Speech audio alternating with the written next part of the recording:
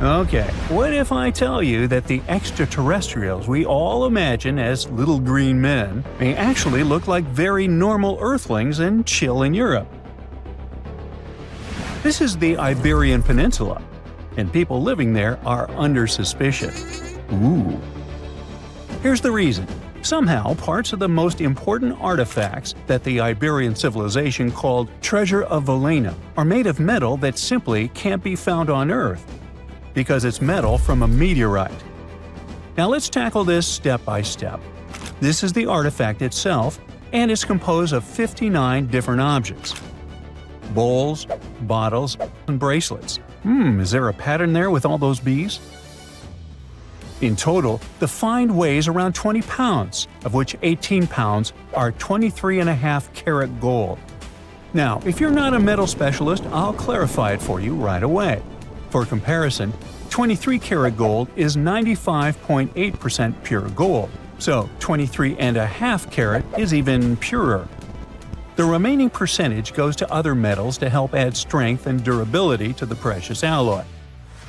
There was also silver, iron, and amber in that set. The artifact could have been pretty straightforward, but for these two, let's call them imposters. Look at this wrought iron bracelet and this hollow hemisphere. Can you see that? Those rusty lines on the hemisphere and the overall weird color of the bracelet do stand out, since everything else is made of purest gold. This all started back in 1963, when a researcher noticed a dark leaden metal among the shiny bowls and bottles. The metal was shiny in some areas and covered with a ferrous-looking oxide that was mostly cracked. Now, just so you understand, gold does not usually act this way. Gold is one of the least reactive of all metals, so it won't even tarnish, let alone rust. To figure out where this suspicious iron came from, researchers turned to mass spectrometry, which checks out the mass-to-charge ratio of molecules. Their findings showed that the nickel in the iron is similar to that found in meteoritic iron. Simply put, the bracelet and the hemisphere are of extraterrestrial origin. Ooh. Now, the exact age of the trove is hard to determine, yet it's crucial. We need to know the exact age to see if it coincides with the start of the Iron Age in the Iberian Peninsula. If it does, then no further questions here. But if it doesn't, well, it's, at the very least, weird, if not suspicious. So there's this three-age system. It comprises the Stone Age, then the Bronze Age, and then the Iron Age. The Stone Age is of no importance here, so let's compare the Bronze and the Iron Ages.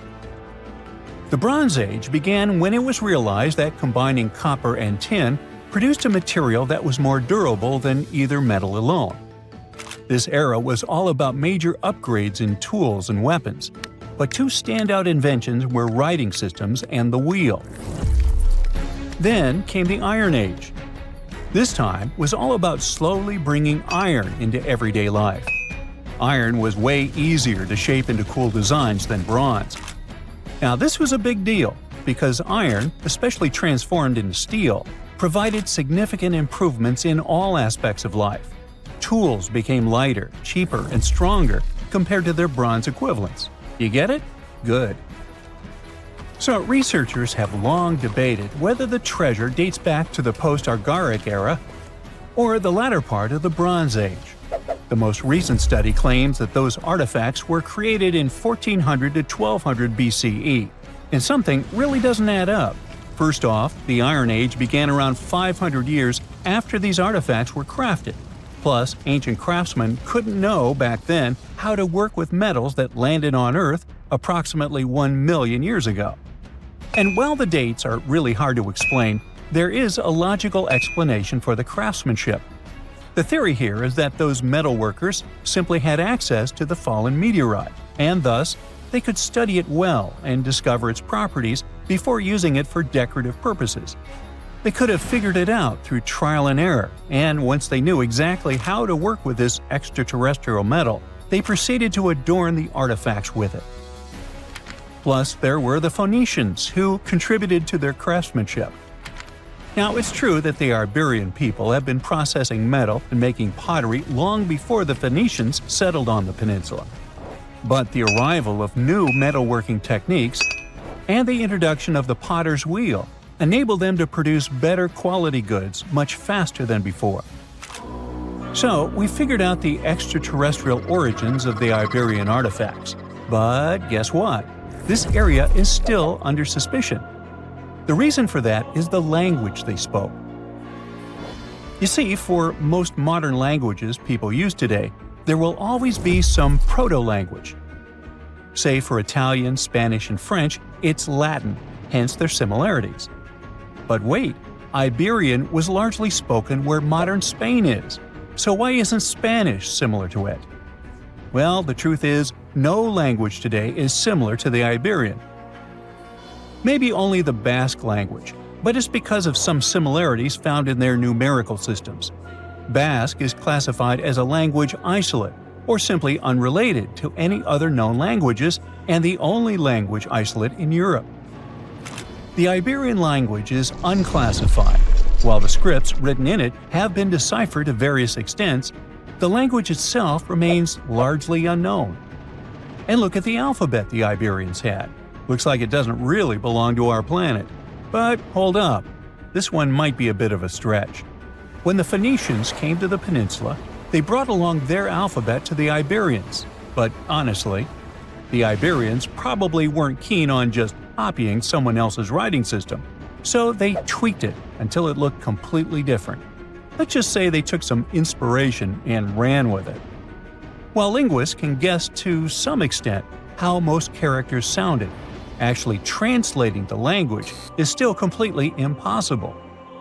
The Iberian language was non-Indo-European and faded away over 2,000 years ago. And there aren't any similar languages left to help us out. Super frustrating, right? Yeah. We got over 2,000 Iberian inscriptions from tombs, coins, potteries, lead plates, and even cave wall carvings. But aside from a handful of words, we're totally in the dark about what they mean. Now, if we could understand their language, we might have learned that they were great thinkers and all, but we can only contemplate the works of art they left. Iberian culture has a lot of amazing stuff made by talented artisans. We're talking about not just metalwork and ceramics, but also detailed sculptures, textiles, jewelry, and other personal bling. But here's the catch. Making all those luxury items depended a lot on a big farming class. At the heart of Iberian society, most folks were involved in farming and taking care of livestock. Depending on where you were, the types of farming varied. For example, up in the north, they were all about growing grains, while down in Valencia, they focused on producing olive oil and other agricultural aspects. In the west, raising animals was the name of the game. Still, we don't have much information about the day-to-day lives of the many people doing this essential work. Yet, on the flip side, we know a lot about the upper class of Iberian society, who control these agricultural resources and hire the artisans.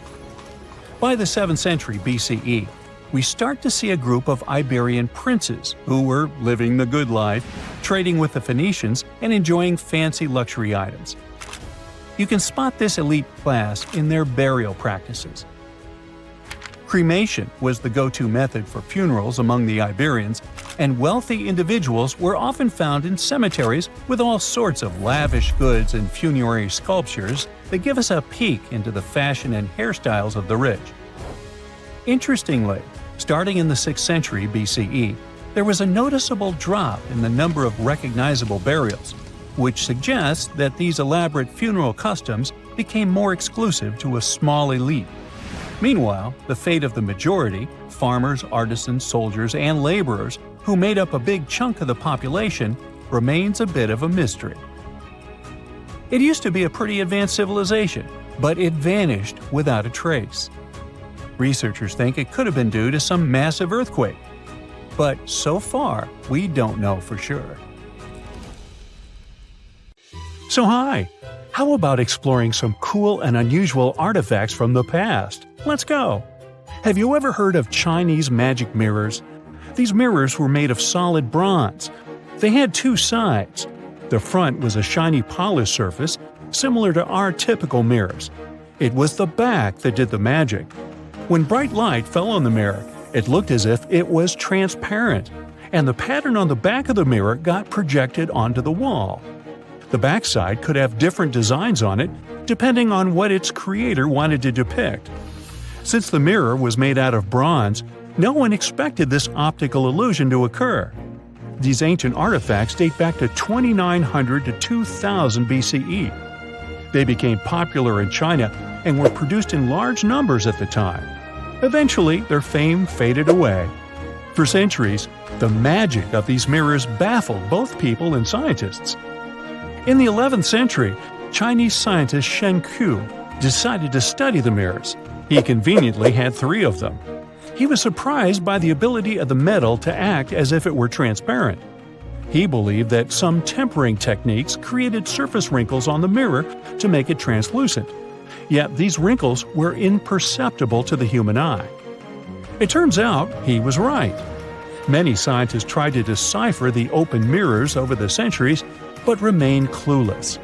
Finally, in 1932, William Bragg discovered that Shen Ku had been right about imperceptible surface wrinkles all along. Every once in a while, people open multiple tabs in a browser and come to a point where there's no room for a new tab. Apparently, this had also been happening long before computers and the internet were invented. Meet the 16th century browser. This is a full-size book wheel. It's kind of a custom-made rotating bookshelf. Gregory Hayworth, a specialist in textual science, says that this tool has a system of epicyclic gears. That means that the book wheel has a working principle like a planetary system. One gear rotates around another. The shelves of the device maintain a constant 45-degree incline that holds the book securely as the giant wheel turns. Back then, people used the tool while writing encyclopedias and editions of classical works. In this kind of work, a person has to have many books open simultaneously so that the information from multiple sources can be gathered easily. Italian engineer Agostino Romelli is the inventor of this piece of early modern machinery. What if I tell you that sponge divers in Greece accidentally found an ancient computer? They pulled out this artifact from a shipwreck near Antikythera Island in 1901. Scientists called it the Antikythera mechanism and labeled it as the first mechanical computer. The machine looks like a hunk of bronze, but it has some kind of mechanism composed of gears and wheels. So, experts first assumed that it was an astronomer's tool. After an X-ray scan, though, they found out that the instrument was far more complex than they thought. The artifact was meant to calculate astronomical positions, track the 4-year cycle of athletic games, and so on. It contained a box with dials on the outside and had an assembly of gear wheels attached. It's still unknown who built an instrument with this level of artistry 2,000 years ago and why this technology was lost. After seeing how sophisticated the device was, scientists accepted that their perception of ancient Greek engineering wasn't really accurate. Professor Michael Edmonds of Cardiff University admits that based on the knowledge they have, this mechanism shouldn't even exist. Edmonds says the machine is one of a kind and its astronomical calculations are precise. For him, the Antikythera mechanism is more valuable than the Mona Lisa. In 1929, scholars working in Topkapi Palace Museum in Turkey discovered a map. It became famous for being the oldest map showing the Americas. Piri Reis drew this detailed map on a gazelle skin in 1513. He depicted Europe, North Africa, the coast of Brazil, and several islands, such as the Azores and Canary Islands. The most exciting thing is that he created the map only 21 years after Columbus had set foot in the New World. Well, it was new to him. Piri Reis was a maritime scholar and a successful naval commander leading the Ottoman fleet. Yet, while drawing the map, he relied not only on his expertise in sailing. He created it by assembling and referring to 20 other regional maps, like the Arab map of India, 4 Portuguese maps, and the map of the western parts drawn by Columbus. Yes, the part he got from Columbus raised the heartbeat of many historians. Columbus drew a map during his 3rd voyage to the New World and sent it to Spain in 1498. It's assumed to be lost. Surprisingly, historians can now understand what Columbus noted down by looking at Piri Reis's map. Fun fact, he also drew another world map in 1528. Even though only about 1/6 of this map has survived, it's clear that it described the northwestern part of the Atlantic, the region from Venezuela to Newfoundland, and the southern tip of Greenland. The map also showed Antarctica centuries before its discovery. Historians had to rethink the chronology of history after getting this crazy information. Piri Reis described Antarctica's topography without ice in great detail. In the 1930s, workers found dozens of stone spheres in Costa Rica. Locally, they're known as bolas de piedra, literally stone balls. They were made by a civilization lost in time. What's interesting about these balls is their shape. They are perfectly spherical. How ancient people could make such precise shapes is a mystery. The spheres are of different sizes. Imagine a small one, like a tennis ball. Then put another one next to it, 7 feet in diameter. The largest spheres weighed 16 tons. Archaeologists are sure that these balls are human-made. Yet their purpose remains unclear. Some archaeologists claim that the spheres could represent the solar system or could be inspired by various stages of the sun and the moon. Others say that the stone's placement refers to the houses of chiefs. Most of the stone spheres were sculpted from granodiorite. It's a hard rock similar to granite. Experts believe that ancient people used smaller rocks from the same material as tools to shape these spheres. They also think that sculptors probably heated portions of the stones and then cooled them rapidly. This could have helped them to remove the outer layers of rock. Our next one is an ancient battery set found in Iraq in 1936. The set consists of a ceramic pot, a copper cylinder, and an iron rod. At the top, the iron rod is isolated from the copper by asphalt, and both the rod and cylinder fit inside the mouth of the jar. The copper cylinder isn't watertight, so if the pot was filled with a liquid, it would surround the iron rod as well. Archaeologists focus more on the oxidized iron rod because the vessel just needed to be filled with an acid or alkaline substance to produce an electric charge. After examining this bizarre artifact, an Austrian archaeologist hypothesized that the instrument made use of chemical reactions to generate electrical energy. That's why they likened the instrument to a battery. An ancient civilization might have used it for some kind of electrotherapy. Yet there isn't any electroplated object known from this period. So Koenig's hypothesis was rejected by many archaeologists, but nobody has proven him wrong either. The origin and purpose of the vessel remain unclear to this day. So, want to see the world's oldest art studio? In 2011, archaeologists found 100,000-year-old shells in a South African cave. Those shells were used for paint making. A coating of bright red powder on the inside of a pair of shells is the proof. Archaeologists say they found a complete kit used to produce a pigmented mixture. Now, in a different part of the cave, several paintings were displayed with little price tags on them intended for sale. Nah, just kidding. Although that big one over there would look good over my couch. In 1936, British Egyptologist Walter Bryan Emery found a small object in the desert that made people debate whether it was an elaborate stone model of a flying saucer or even a hyperdrive from a spaceship that belonged to some advanced civilization that visited the Earth. Emery spent years excavating sites along the Nile River Valley, especially in the huge ancient necropolis of Saqqara. He found countless treasures from ancient Egypt, and the most bizarre one was definitely from the tomb of a high official, Sabu. Historians don't know exactly who he was for sure.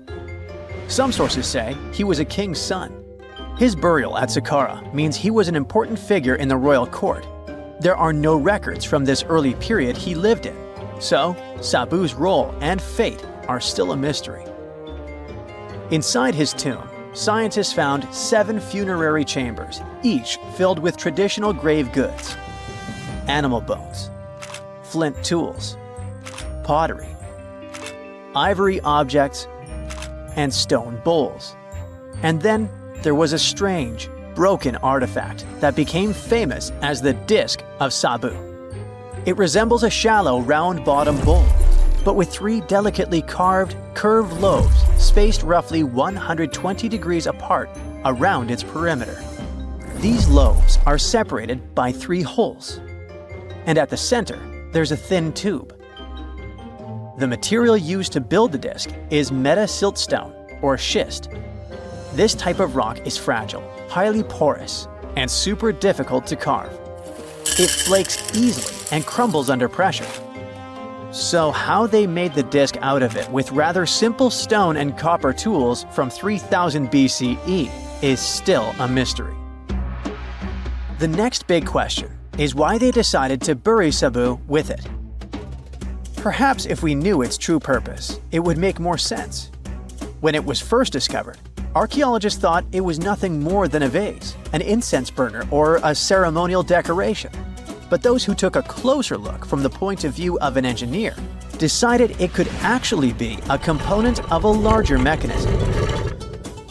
An amateur historian made an exact copy of the artifact with a 3D printer, and it turned out that the disc of Sabu was an ancient impeller, a crucial part of a centrifugal pump.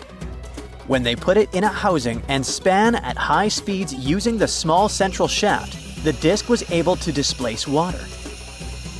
When it was tested without a housing, the disc created a powerful vortex. It became clear that the curved lobes and slightly concave shape of the disc weren't random. It was probably all engineered to move water with remarkable efficiency, like a powerful pump mechanism. Ancient Egypt's entire civilization depended on irrigation. Later dynasties perfected basin irrigation and managed to control the rise and fall of the Nile to take the most from agriculture. So, the engineers of the first dynasty may have been experimenting with advanced irrigation techniques thousands of years earlier than scientists previously thought. But then again, some people have doubts schist is strong enough to be used for a pumping mechanism. They suggest that artisans from Egypt's first dynasty were trying to recreate an even older object, using whatever tools and materials they had. It could be a stone replica of something originally made from metal, possibly belonging to a civilization far older and more advanced than ancient Egypt itself. One Swiss author takes this idea even further and proposes that the disc is a copy of a component from an extraterrestrial spaceship's hyperdrive, or stone model of a flying saucer. One French researcher believes the disc of Sabu was part of a secret massive factory system to manufacture sodium carbonate inside pyramids. Some people suggest that the disc may have been a primitive tool for weaving ropes. The lobes held strands of silk or fiber that were twisted into twine when it was spun. Or it may have been a gigantic lamp. Another historical mystery is a map from 1513 that is believed to be the oldest surviving detailed map showing the Americas. The author of the map is a Turkish captain, Piri Reis. He never crossed the ocean himself and put together this map from 20 regional maps. He used an Arab map of India, 4 Portuguese maps showing India and China, and a map of America by Christopher Columbus as he saw it. This last map was lost for many years, so Reis's map gave us an idea of what Columbus must have recorded during his 3rd voyage to the New World. A historian who studied the map suggested that it showed Antarctica in prehistoric times because it strangely resembled Antarctica's true coastline, the way it looked when it was free of ice. But it was later proven that this idea wasn't right. Another idea that rocked the science world was Clerksdorp spheres. They were found in deposits of mineral pyrophyllite in South Africa and looked like tiny ancient cricket balls with lines around the middle. Back in the 1980s, there was a theory that some super advanced pre-flood civilization we know nothing about had made these spheres. One journalist shared stories about how they rotated on their own in a display case. There was also a TV show that invited a psychic who was telling everyone the spheres were pieces of an ancient spaceship. But according to geologists, these spheres are pretty regular spherical objects formed from different minerals than the surrounding rock. The seam-like lines on them are just imprints from the host rock's layers building up over time. The Clerksdorp spheres come in different shapes, from flattened spheres to distinct discs. As for that episode when one of these spheres spun on its own, the curator of the Clerksdorp Museum cleared that up too. He said that when he put one sphere on its glass shelf when the journalist came to visit, the sphere rotated a bit because it's round. There are some gold mining activities going on nearby, so the land where the museum stands often experiences earth tremors. In a remote part of China, there are some bizarre pipe-like formations known as the Baigong pipes. A local explorer found them back in 1996 protruding from Mount Baigong and along the shores of Tosan Lake nearby. Some people thought they were the work of ancient guests from other planets. When scientists tested samples of the pipe material, they found out that they contained mostly common minerals, but there was a mysterious 8% of unknown stuff. Some extra tests showed that these pipes had been there before humans. Chinese geologists later visited the site and suggested that these pipes were formed naturally over time. It was probably fossilized tree roots from the area's super green past. It's still a real mystery with no clear-cut answer. While digging a trench along a river in Romania, workers found a wedge, which is now famous as the aluminum wedge of Aiud, or the object of Aiud. Right next to it, there were some mastodon bones. Those distant relatives of elephants lived 11,000 years ago. So some people concluded the wedge is of the same age. The cool part is that it's made of aluminum, but this metal wasn't discovered until the 1800s. This material requires serious heat to produce. The wedge is said to be covered in a thick layer of oxide that's been sitting there for hundreds of years. Some folks believe this wedge must have crash-landed here on a spacecraft from some other planet. Some scientists think it's all a hoax, and others suppose it might be a human-made object with an unknown purpose. So looky here, scientists discovered ancient artifacts near King Tut's tomb. Turns out, his VIP final resting place looks more like a public graveyard with about a dozen wooden coffins that's been there for around 3,600 years. Okay, I might have exaggerated a tad. The 11 tombs weren't exactly right next to King Tut, but they were close, near the same city of Luxor. New findings in Egyptian tombs can help us piece together what life was like in ancient Egypt. And guess what? Ancient Egyptians seem to have been remarkably like us, modern humans. Say, the women have always loved jewelry, and archaeologists retrieved a beautifully made necklace with 30 amethyst beads and 2 agate beads, plus a hippo head amulet. Bet it was all the rage back then. Researchers also discovered 2 copper mirrors. One had a handle shaped like a lotus, and the other was decorated with Hathor, the ancient Egyptian deity of the sky, women, fertility, and love. These recent excavations near Tutankhamun's burial site led to another jaw-dropping revelation. For the first time in thousands of years, fragments of Queen Hatshepsut's Valley Temple were uncovered. This fearless woman was thought to be the second female pharaoh, who ruled with both courage and wisdom, leaving a legacy as solid as the stones themselves. Her temple, hidden for ages, opens a window into a time filled with power, intrigue, and spiritual devotion. Archaeologists found over 1,000 beautifully decorated stone blocks on the outskirts of Hatshepsut's funerary temple. There were very few women who managed to take the throne in ancient Egypt. Another tomb was found nearby, and it belonged to the overseer of Queen Teti Sheri's palace, whose name was Jehuti-Mez. Queen Hatshepsut seems to have even more tombs, aces up her sleeve. These tombs were carved into the rock instead of being built as pyramids, showing a unique ancient perspective on how to protect the soul in the afterlife. Experts managed to retrieve some cool ancient pieces from the site. Toys made of clay, mummy masks, winged scarabs, and some amulets. Sadly, there surely used to be way more artifacts, but over the last centuries, there have been people other than archaeologists to stumble upon this site. It's likely that looters got to these tombs before them and may have taken some valuable items. But they did leave behind some cool stuff for the researchers, like pottery used for offerings of bread and meat, along with archers' bows that connect the tomb's owners to the Egyptian military. Meanwhile, soul protection is way more important than you might think, especially if you're roaming around Luxor looking for ancient secrets. You aren't scared of King Tut's curse, are you? Let me tell you what happened to those who weren't scared, but promise me to take it with a dash of salt, okay? For years, Egyptologists, especially those who believed in paranormal activity, were convinced that there was an unsettling curse surrounding Tutankhamun's archaeological discoveries. This belief stemmed from the mysterious and untimely demise of several excavators who discovered the tomb in 1922 with no logical explanation for why they passed away.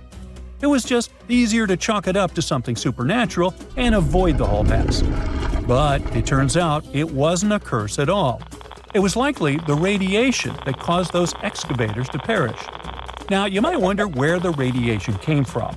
After all, while radioactivity was discovered in the 19th century, ancient Egyptians, despite their impressive pyramids, didn't have any radium lying around to make Tut's tomb glow like crazy. So, what could be the real story? It might have been toxic waste behind it all. Toxic levels of radiation from uranium and hazardous waste have been lurking inside the tomb since it was sealed over 3,000 years ago. The burial chamber of Tutankhamun's tomb reportedly has such high radiation levels that anyone who steps inside could easily end up with a fatal dose of radiation sickness or an incurable condition. By the way, you can have a somewhat similar level of radioactivity if you don't get rid of those moldy dinner leftovers you left to perish in your fridge a month ago. But this radioactivity isn't exclusive to Tutankhamun's tomb. Ancient Egyptian artifacts discovery is rewarding yet dangerous due to unusually high radiation levels in Old Kingdom tombs all over Egypt. Geiger counters have detected radiation at 2 sites near the Giza pyramids, and radon, a radioactive gas, has been found in several underground tombs in Saqqara. Interestingly, experts believe that the builders of these ancient tombs were aware of the toxins, as some eerie warnings were carved into the walls of many tombs. One inscription ominously declared, "They that break this tomb shall meet their end by a malady that no doctor can diagnose." Other ominous phrases like "forbidden," "due to evil spirits," only added to the fear that supernatural curses haunted these ancient sites. Ominous signs have stunned archaeologists since forever, but the fear grew even stronger a century ago with the mysterious passing of Lord Carnarvon, who funded King Tut's excavation in 1922 and reportedly explored the treasure-filled rooms, along with several others who entered the tomb. Arthur Weigall, another British Egyptologist who was present at the tomb's opening and is credited with starting the curse myth, passed away young when he was just in his 50s in 1934. Chances are the condition that made him pass was connected to radiation. In total, 6 out of the 26 people who were there when the tomb was opened met their end within a decade from various causes. Not only X-ray exposure, those reasons include asphyxia, stroke, heart failure, pneumonia, and even poisoning. Well, isn't this getting a little grim? There was one guy who opened the tomb and somehow managed to avoid the infamous curse, Howard Carter, or so it seemed. Some folks pointed to his survival as proof that the curse wasn't real. After digging up the tomb, Carter published several books on the topic, and shifted gears from archaeology to dealing in antiquities for various museums. Despite dodging demise or injury, rumors swirled about how the curse may have impacted him in other ways. One of the big stories linked him to Lord Carnarvon's daughter, Evelyn. Some said he was madly in love with her, but she married someone else, so he chose to stay single. Others claimed they had an affair while she was in Egypt, which ended when her father passed away and she left the country for good. However, there wasn't much evidence to support these stories. Evelyn was just 6 when they met, and they remained friends until his last breath. She was even one of the few attendees at his funeral, but denied any romantic involvement, saying they weren't that close. A year after the revolutionary discovery near King Tut's tomb, Evelyn married politician Sir Brograve Beauchamp and had a daughter. That same year, Beauchamp toured the tomb with his parents, guided by Carter himself.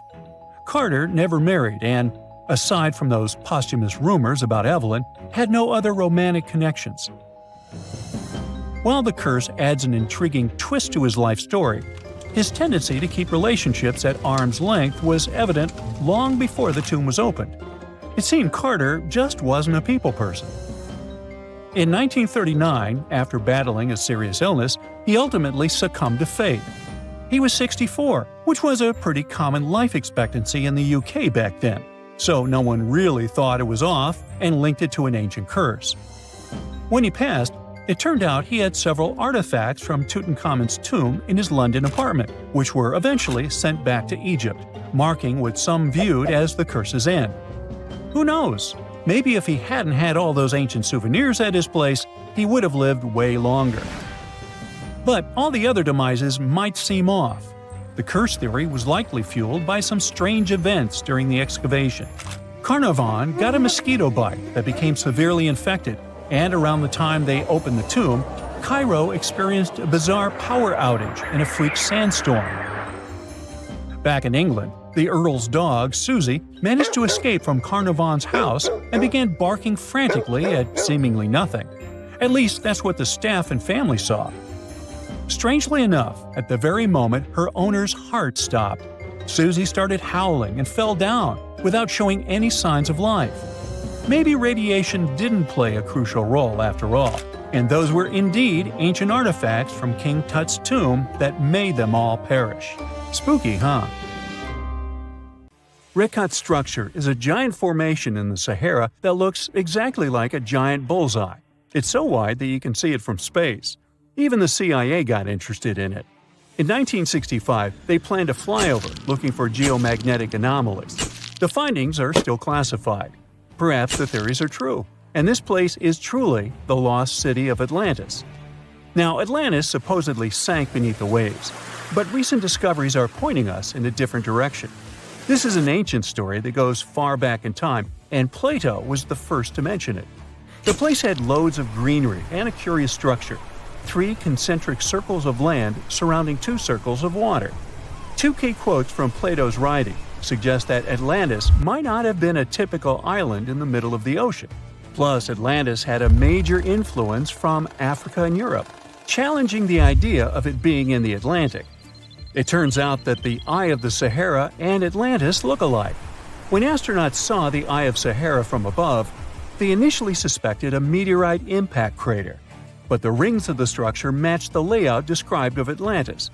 More importantly, the Sahara wasn't always a desert. It turned from a tropical region into a desert around 11,000 years ago.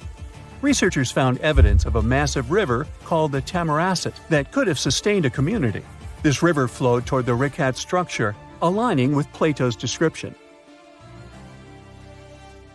The Trans-Saharan Seaway ran through the Sahara 50 to 100 million years ago. The sea allegedly destroyed Atlantis around 11,500 years ago, likely due to a rapid rise in sea level caused by the end of the Ice Age. NASA's Worldview imagery shows patterns consistent with this theory. Those concentric rings might be a key to unlocking the secrets of our planet's evolution over millions of years. They're shaped by erosion on resilient rock layers, creating a spooky pattern of ridges and troughs. The central peak stands proud at 1,300 feet. The central part has undergone a significant erosion makeover, revealing a circular structure with a raised peak. Unlike impact craters, the Eye of the Sahara flaunts a striking balance and symmetry. Some say it results from rock uplift, sculpted by wind and water. Others think it's an ancient anticline, eroded to reveal its concentric glory. Then there's a salt diapir theory, suggesting that salt's buoyancy sculpted this beauty. Dating techniques have proved that it formed 541 to 252 million years ago, give or take a million or two. Ancient tools are scattered around the outer rings of the structure near riverbeds. Some older stone tools have also been spotted in the same areas. And still, even though some spear points from the Neolithic period have been found, there aren't many signs that people were living there back then. The area seems to have been used for short-term activities like hunting and making tools. There are other unearthly mysteries that haunt our world. One such enigma is in Norway, the ominous Hessdalen light phenomenon, also known as the Valley of Lights, leaves scientists confused. This valley is 10 miles wide. It's quite isolated, but a peculiar blue box sits high on the hillside, equipped with cameras scanning the valley. The unsettling saga began in the 1980s, when the night sky over Hessdalen erupted with burning fireballs, a recurring spectacle that sent shivers down the spines of those who witnessed it. This wasn't a fleeting occurrence, rather it became a regular thing. Terrified locals reported encounters with these unexplained luminous phenomena, some of which happened near their homes. Unease spread like wildfire. At its peak, there were about 20 sightings every week. The phenomenon made its way into newspapers, magazines, and media worldwide. Soon, people flocked to the valley, hoping to see the lights themselves. In 1984, experts joined the fray, armed with sophisticated instruments like magnetometers, radiometers, and other ometers. What they encountered was mind-bending, lights that defied explanation. Some moved at a leisurely pace, while others raced through the sky at an astonishing 19,000 miles per hour. People tried to explain these lights: airplanes, distant reflections, ball lightning, satellites, planets, meteors. But the speed and how these lights danced ruled out all those theories. We're slowly approaching another mysterious place. This is the greatest subglacial lake among Antarctica's 675 known lakes. It can easily hide unknown life forms. This lake is beneath the East Antarctic ice sheet. Dive about 2.5 miles under the ice, and there you'll see Lake Vostok, located at 1,600 feet below sea level. This lake is 155 miles long and 31 miles wide at its broadest point. With an average depth of 1,400 feet, it's also the world's sixth largest by volume. It's like an underwater city with lofty pillars and deep basins. The secret lake was discovered in 1993, yet it had been waiting to be found down there for over 2,000 years, collecting ancient secrets. In 2012, scientists drilled through the ice, creating the longest ice core ever. They pierced the ice all the way to the lake's surface. The year 2013 brought an unexpected twist when the tranquil waters erupted during the extraction of an ice core, mixing with drilling fluids. Then they got a pristine water sample in 2015. Some believe there might be previously unknown life forms down there, since it's a fossil water reserve that's been untouched for millions of years. That could be a lot like those speculated ice-covered oceans on moons like Europa and Enceladus. It all started with a theory in the 19th century, suggesting fresh water lurking under Antarctic ice sheets. Then, in 1955, seismic soundings hinted at a subglacial lake, and by the 90s, satellite data confirmed Lake Vostok's existence. Now, Lake Vostok isn't alone. In 2005, they found an island in the middle of the lake. Then, two smaller lakes joined the party. They suspect that a secret network of subglacial rivers might link these lakes. Now, very far away from Antarctica, in Venezuela, Catatumbo lightning presents a sinister light show at the junction of the Catatumbo River and Lake Maracaibo. This unsettling lightning phenomenon happens at about 140 to 160 nights a year, going on for 10 hours a day, and can flash up to 280 times in a single hour. The frequency of this lightning show changes with the seasons and from year to year. There was a break between January to March in 2010, causing a bit of worry that it might vanish forever. As the sun sets, winds from the east start picking up speed. The strong wind is called a nocturnal low-level jet, like what you see in the Great Plains of North America. These winds bring moisture, mostly from the Caribbean and the lake itself. This humid air hits high mountain ridges, causing thunderstorms to form over the mountains. Thanks to the ongoing wind situation, more thunderstorms appear as the night goes on. This pattern repeats itself, and is why this area has the highest annual lightning rate globally. The next place scientists cannot explain is in China. That is the Longyou caves. They have lofty slanted roofs and sturdy pillars. The spot remained hidden for centuries. These human-made caverns, built around 2,000 years ago, decided to reveal themselves only in the 90s. Local farmers drained some ponds and unveiled 5 massive caverns. Further digging exposed an additional 19 smaller caves. They range from 60 to 110 feet in width and 26 to 50 feet in height. Archaeologists found historical relics from the reign of Emperor Zhuan of Han, dating back to over 2,000 years ago. Now, how did these caves survive for more than 2 millennia without falling apart?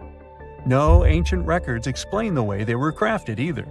The walls show chisel marks, hinting at some layer-by-layer chiseling action, but the exact construction process is still a head-scratcher. Scientists have recently discovered Leonardo da Vinci's hidden passages under a medieval castle in Italy. They followed a newly found 15th century sketch by the creator of the Mona Lisa and found one of the unexplored architectural wonders from the age of the Renaissance. Construction of the Sforza Castle started back in 1358, but it was destroyed about a century later during a local crisis. Then, in 1450, Francesco Sforza, the Duke of Milan, decided to rebuild it on the old ruins. After he passed away, his son Ludovico took over and kept improving the castle. He brought in some of the best artists of the time, including Leonardo da Vinci, to decorate its walls. We can still see Leonardo's frescoes today in the Room of Wooden Boards. While he was working at the castle, da Vinci also recorded some historical underground passages hidden beneath the outer wall. The drawing, dated between 1487 and 1490, was found at the Institut de France in Paris. The sketch is highly precise, and it proves that Leonardo was really interested in fortification design and was great at documenting existing structures. Historical records show that Ludovico ordered the building of an underground passageway that led straight to a basilica, where his wife was buried. Ludovico married Beatrice in 1491, and they had a happy but tragically short marriage, as Beatrice passed away while giving birth in 1497. The Duke locked himself away for weeks, grew a beard, and wore only black clothes while he was mourning his beloved wife. The secret tunnel may have stretched over a half a mile and would let Ludovico visit her grave in private. It could have served as an escape route if the castle was ever under siege.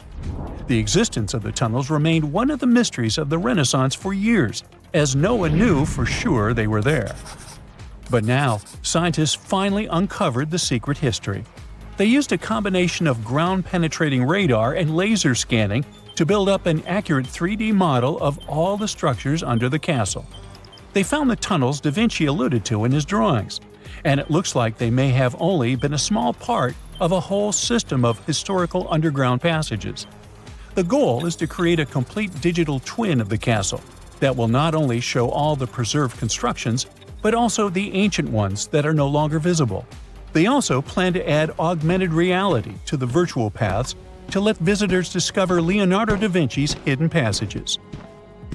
Now, we don't know if the genius actually took part in constructing the hidden passages that scientists recently discovered, but we do know about some other Leonardo da Vinci inventions.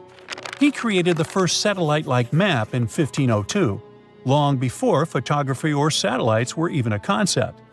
A famous figure in Italy, Cesare Borgia, invited Leonardo to a small town called Imola, near Bologna, to create a highly detailed map for him. Back then, maps were not very precise, as no one had figured out how to show exact distances on a smaller scale. Instead, people spent a lot of time decorating them with dragons, roses, fancy castles, mountain ranges, flowers, and other artistic details. These maps look more like beautiful paintings meant to be displayed, rather than practical tools for navigation. But Cesare Borgia wanted something truly functional, and Leonardo managed to create something revolutionary in the field of cartography. If you compare satellite images of Imola today with Leonardo's map, the similarities are striking. He captured every alley, curve of the streets, roadways, and even the exact sizes of the buildings. And he did it all by hand, using just a pencil, ruler, compass, and several of his own clever inventions. To gather all the necessary data, the genius walked through the streets for weeks using a large wheel that spun as he moved, recording the distance with a cable. Using the magnetic compass, he determined precise directions.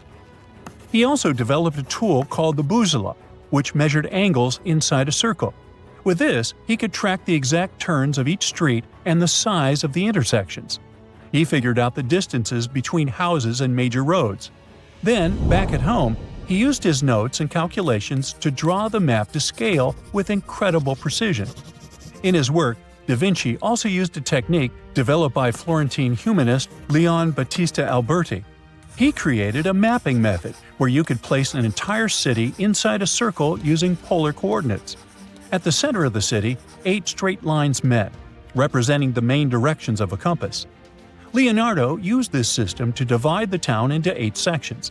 He didn't overlook even the smallest buildings, which made his map one of the most advanced of its time.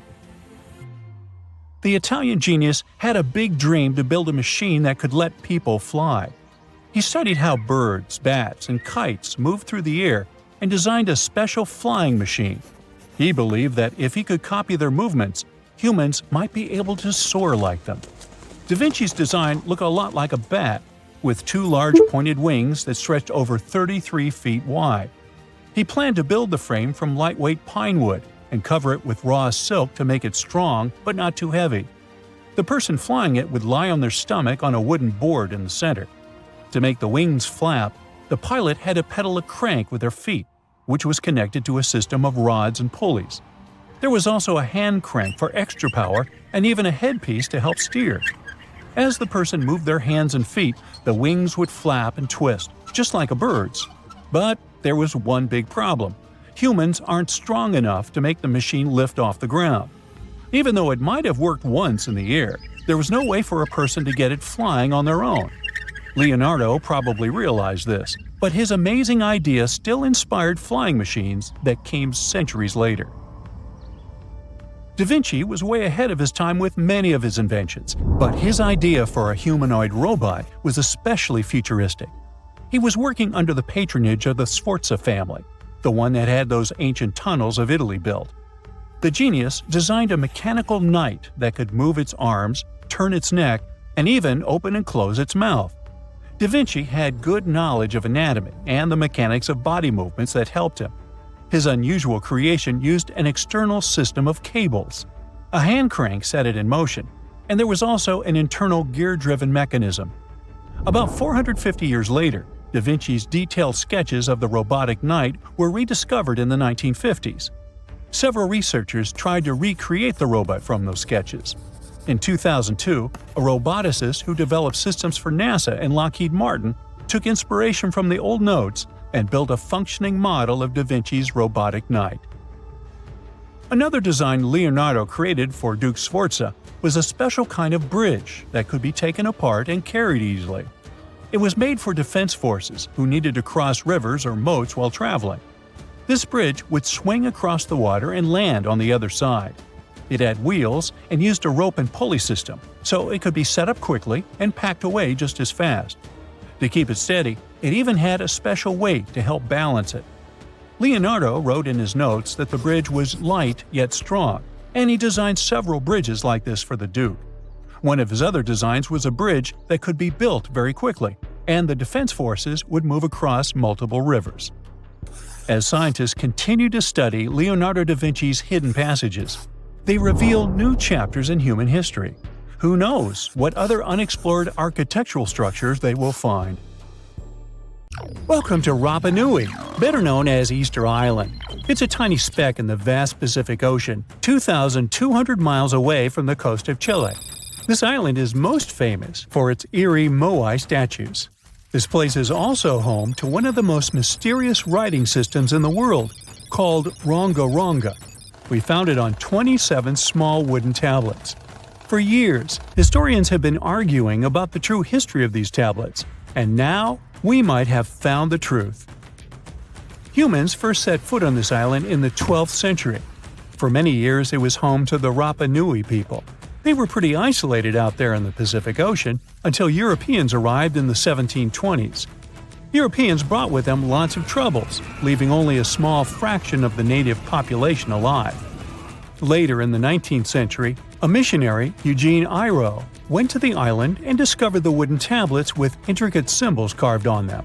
He wrote how marvelous they are, but there are hundreds of them on the island, and that they can be found in every household. But unfortunately, not all of them survive to this day. We've only got 27 of them. Some of them were heavily weathered, burned, or otherwise damaged, and now they're scattered all over the world in museums and private collections. Some of the language's artifacts were carted off to Tahiti and then to Europe by Europeans, leaving none behind on Easter Island itself. The 4 sacred tablets found their home in a congregation in Rome. They were the ones used in the recent discovery. For years, historians have been arguing whether this writing system was made up by the islanders themselves or they borrowed it from Europeans. To find the truth, they decided to use a technique called radiocarbon dating. All organic materials, like wood, charcoal, and so on, contain a tiny amount of a radioactive form of carbon called carbon-14. When life comes to an end, things stop taking in carbon-14, and the amount they had starts to decay over time. By measuring how much carbon-14 is left in a sample, we can assume how old this sample is. This is how we learn the age of many fossils and artifacts. So, they looked at the age of some Rongo Rongo tablets. 3 of them were crafted from trees grown in the 18th or 19th century, which aligns with the arrival of Europeans. However, one of them is older than the Europeans' first visit to the island. There are 2 reasons to believe that Rapa Nui people created this writing system themselves. First, Rongo Rongo works differently from European languages. Decoding it is a pretty hard task. Unlike English, this language boasts over 400 unique glyphs, none of which resemble any known writing system.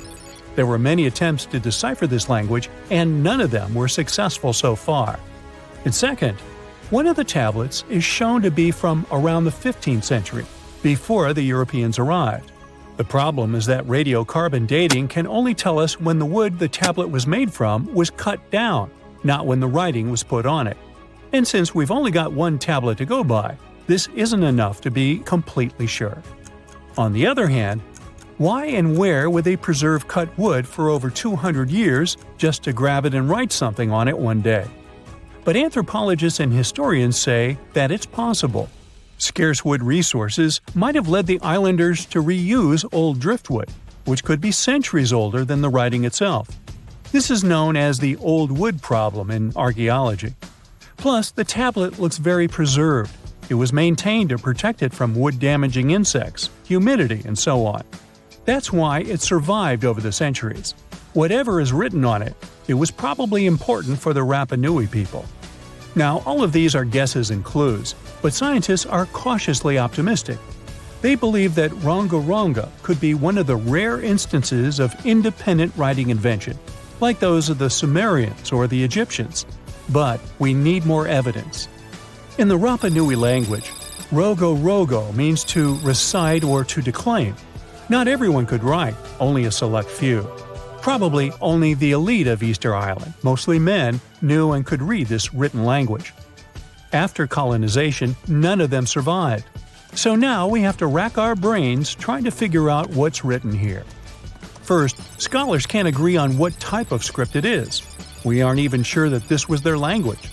But even if it was, we don't know whether it's a primitive form of writing or a fully developed system. In the 1990s, a linguist, Stephen Roger Fisher, believed he might have cracked the code of Rongo Rongo's structure. His idea was that these tablets conveyed cosmogonies. Cosmogonies are stories or narratives that explain how the universe was created and how natural phenomena came to be. They often come from ancient traditions and cultures, like those found in East Polynesia. The tablets could have talked about things like how the world began, where everything came from, and how different aspects of nature, like the stars or the mountains, were formed. This would also explain why only the wise elite could write. Fisher thought that Rongo Rongo is a mix of logographic and semasiographic systems, which means that some symbols represent spoken words, while others represent ideas or concepts. But deciphering them would be very hard because it requires extensive memory and knowing context, because the symbols are more like hints than complete expressions. However, other language experts disagreed with his ideas, saying there were problems with how he put together his theory. Unfortunately, Fisher couldn't prove this hypothesis. Maybe these are just drawings. If we look at the tablets, there are some things that look recognizable: people, animals, plants, and geometric shapes. There are some birds. One of them looks like a frigate bird, which Rapa Nui people associate with the deity Maki Maki. There are also fish, centipedes, and so on, or at least these glyphs look like them. Could it be just art or a form of decoration? Maybe, but there are some problems. The glyphs show a high degree of complexity and structure. They also keep the same style. For example, there are several symbols that show something human-like with a raised hand. The only difference is different heads. As if it wasn't complicated enough, this unique writing style also uses a system known as reverse boustrophodon. This means that each alternate line is flipped upside down, resembling nothing seen elsewhere. We don't know why they would turn the tablet upside down after each line. But all this shows that they had some sort of system and organization behind these symbols. Plus, it seems like they use these tablets every day for some practical purpose. But there's some hope for the future. New technology, like AI and other computer programs, might help us understand lost languages. We already started creating algorithms that could help us solve other mysteries, like the Voynich manuscript. Academics even organized the Vesuvius Challenge, a machine learning competition that, in 2023, cracked the riddle of the ancient Herculaneum scrolls. The scrolls were buried under volcanic mud after the catastrophic eruption of Mount Vesuvius in 79 AD. In real life, the scrolls are very fragile, so deciphering them would be a very hard task. But with digital scanning and machine learning, it's much easier. They have a rich history. They most likely belong to the personal library of an Epicurean philosopher named Philodemus. These scrolls contain very important insights into Greek philosophy and Latin literature. If we decipher more of them, we'll learn more about the rich history of the Roman Empire. It's dark, and it's hot, and it's difficult to breathe deep underground in Karowe Mine in the heart of Botswana. It's been countless hours since your shift started, and yet another rock in your hands doesn't look promising. On the other hand, there is a tiny chance that it's the largest diamond you've ever found. You decide to inform your Canadian bosses from Lucara Diamond Corp. And bingo! The stone you found turns out to be a breathtaking 2,492 carat diamond, the second largest ever found. Now, the average engagement ring size is 1.7 carats. It means that just this diamond could be enough to supply rings for more than 1,465 brides. You can compare the size of the previous stone with the size of a fist. And the weight of this priceless giant is over a pound. Its value hasn't been determined yet, but how about we speculate a bit? So, another diamond from the same mine, called the Constellation, was sold for $63 million in 2016. And that was only 813 carats, less than a third of this new one's size. The only other discovered diamond that's larger is the famous Cullinan diamond. It was discovered in South Africa back in 1905 and weighed 3,106 carats. Now, calculate how many engagement rings we could make out of it and write the number down in the comments. Sadly, it was later cut into several smaller diamonds, and some of those pieces are now part of the British crown jewels. Interestingly, once there was an even larger diamond-like stone, a black diamond called carbonado. It was found above ground in Brazil in the late 1800s. The coolest thing about it is that it may have come from a meteorite. The Sergio Carbonado, which is the stone's name, was broken into smaller pieces. They wanted to use it in industrial drill bits because it's one of the toughest materials on Earth. This new diamond was actually found with the help of advanced technology. The company used an X-ray system called Mega Diamond Recovery X-ray Transmission to detect the stone. This isn't the first record-breaking diamond Lucara has found at the Keroe mine.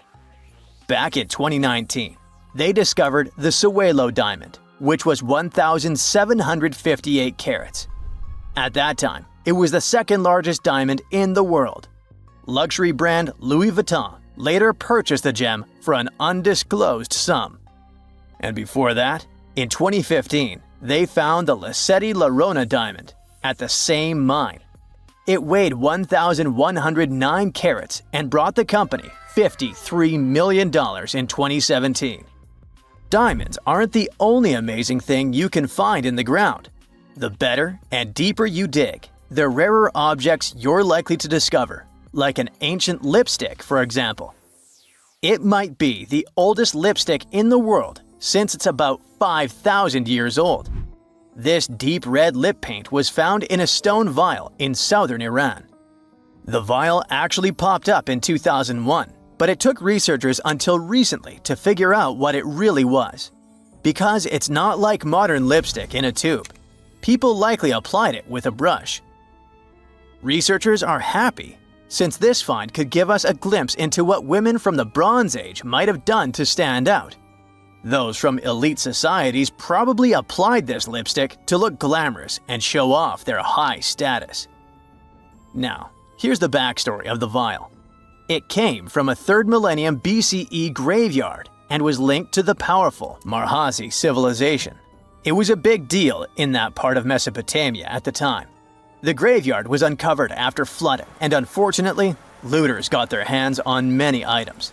But luckily, the authorities managed to recover this particular piece. The vial caught scientists' attention because it was different from other items they'd found. Normally, they'd come across gray, compact substances in similar containers.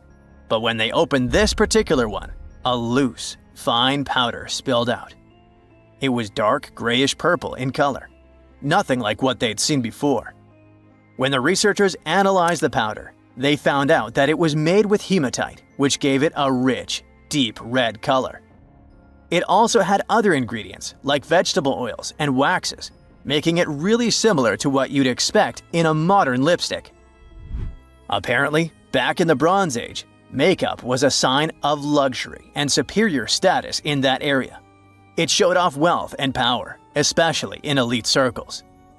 By the way, the researchers don't want to claim for sure that this is the world's oldest lipstick, because who knows? Something older might turn up someday. How about we move to Bulgaria right now and do some digging there? Wait, there's no need to take a spade and dirty your hands. An amazing discovery is already waiting for you. There they found a large marble statue. It's almost 7 feet tall, which might depict Hermes, a Greek deity. But the craziest thing is that it was buried in an ancient sewer for around 2,000 years. The statue is in really good shape, especially the head, which is super well preserved. There are some cracks in the hands, but overall, it's in surprisingly great condition, according to the scientific director of the excavation. And here's how they found the statue. The team was doing a routine dig in southwestern Bulgaria, near the Greek border. This area used to be part of the ancient city of Heraklia Sintika, which dates back to the 4th century BCE. While digging, the researchers stumbled upon the statue's marble foot. From there, they carefully uncovered the rest of it. It was a total surprise for them, since they didn't expect to find anything like this. Right now, the team is working on safely removing the statue from the sewer. It's really heavy, so they're using a crane to lift it out and transport it to the History Museum in Petrich. Once they restore and conserve it, the plan is to put it on display. Experts are very excited about this find. It could teach us more about the local culture in Heraclea Sintica, which isn't a very well-known ancient site. Now, if you're dreaming of making discoveries like this one but don't have a degree, don't lose heart. Even an amateur can make a scientific breakthrough. For example, you could find a Roman dodecahedron. It's this weird, mysterious 12-sided metal object about the size of a grapefruit, and no one really knows what they're used for. Historians have been scratching their heads about these things for centuries. This particular dodecahedron was discovered last summer in a farmer's field near Norton Disney, about 35 miles southeast of Sheffield. A group of volunteers had already found Roman coins and brooches in the area, so they knew the field might hold more treasures. A geophysical survey had shown areas underground where the Earth's magnetic field was disturbed, hinting that something might have been hidden there. The team started digging trenches during a 2-week excavation. On the second to last day, in Trench 4, someone spotted the dodecahedron. Richard Parker, the group's secretary, was nearby making tea when he heard the shout. He said they were all shocked because they hadn't found much metal, and then, boom, that awesome artifact simply popped up. The extra cool thing about that dodecahedron was that it was complete, which is rare. Many others found before were broken or incomplete. Plus, it's larger than usual. Roman dodecahedrons can be as small as a golf ball, but this one is closer to a grapefruit. Now, the dodecahedron is on display at a local museum. So far, over 100 Roman dodecahedrons have been found in northwestern Europe, mostly in former Roman territories like the Gallo-Roman regions. They date back to somewhere between the 1st and 3rd centuries CE. Each one is a hollow metal shell, usually made of bronze. It has 12 faces, with differently sized holes on each face. Around the holes, there are concentric rings imprinted into the metal, and at every corner where the faces meet, there's a small stud. There's no writing on them, and nothing in Roman texts mentions them at all. That's why nobody knows what these dodecahedrons were for. There are loads of theories. They could have been toys, dice, mace heads, or even tools for measuring distances in Roman artillery. Some people even think they were used for knitting gloves or even figuring out dates using the stars. But most of those ideas don't really hold up, so the mystery remains. This is a real human brain. Well, it was, until a hot cloud of ash turned it into glass. This crazy transformation happened almost 2,000 years ago, when Mount Vesuvius decided it was a good day to erupt and destroy cities like Pompeii, Oplontis, and Herculaneum. This particular brain belonged to a young man who lived in 79 CE in Herculaneum. Not the most famous Roman town, but it was the first place that was discovered under Vesuvius's ashes way back in 1709. Around 200 years later, archaeologists found the remains of this young man lying face down on a bed. All the smoke and ash probably made him disoriented, so while most of the citizens of Herculaneum rushed to the shore, hoping to be rescued, the brain guy ended up trapped inside a building and passed out. Weirdly enough, this saved his brain from completely disappearing. How in the world does a brain turn into glass? Well, when Mount Vesuvius erupted, it didn't expel just lava. It also sent away a really hot cloud of ash before the solidified lava could flow down. This type of lava, known as pyroclastic flow, could get as hot as 869 degrees Fahrenheit. An insane temperature, we know. Hot enough to melt your brain, but not hot enough to turn it into glass. The cloud of ash, however, can reach temperatures between 932 degrees Fahrenheit to 1,112 degrees Fahrenheit. But to turn something into glass, you don't just need heat, you need rapid cooling too. To put it simply, you have to heat something to a very high temperature until it melts into a liquid. If you let it cool down slowly, the molecules of this liquid will start to calmly organize themselves in the shape of crystals. But if this something cools down super fast, it will solidify in whatever shape the liquid was. It's like making ice cubes. If you pour water into a tray and stick it in the freezer, it will turn into ice because it cools down quickly. But if you leave the water out at room temperature, it'll just evaporate. This means that the brain melted due to a really high temperature, but before it could crystallize, for example, or just boil away, it got really cold. The flow from the eruption was not hot enough for this to happen, but the cloud of ash that reached town before the pyroclastic flow was hot enough to start this process, and fast enough to leave just at the right time. To figure out the exact temperature needed for this brain-to-glass transformation, scientists used a technique called differential scanning calorimetry. This fancy name basically means that they heat up glass shards to see when they start to change shape.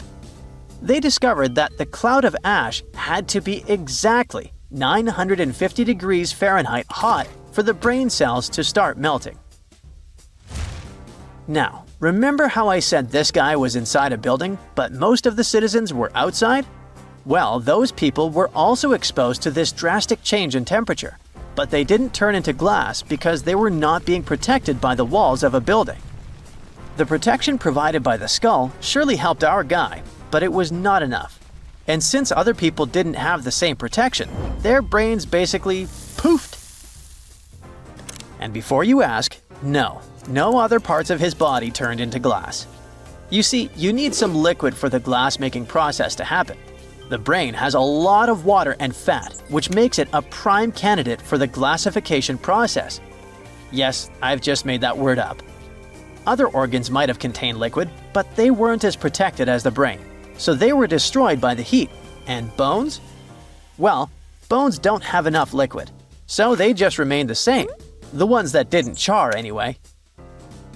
When the brain turned into glass, it looked a lot like an obsidian stone, a type of volcanic glass formed by the cool lava of a volcano.